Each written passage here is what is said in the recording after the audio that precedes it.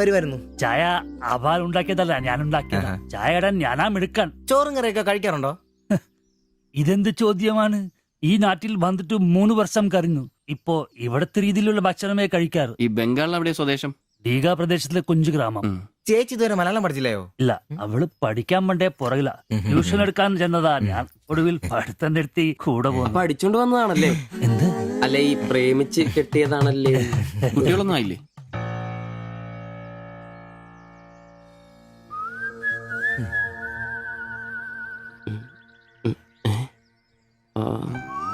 ഉറപ്പായി. നാട്ടിലോടൊന്നും പോവാറില്ലേ?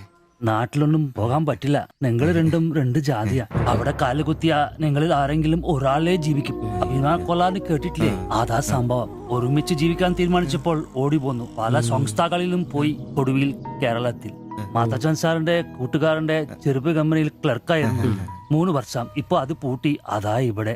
ആദ്യമായിട്ട് അന്യ സംസ്ഥാന ഒരു ക്ലർക്കിനെ കാണുന്നത്. സാധാരണ വർഗപ്പണിക്കാരാന്നല്ലോ കാണാറ്. ഇപ്പൊ ജോലിയൊന്നും ഇല്ലേ? ഇല്ല, നോക്കുന്നുണ്ട്.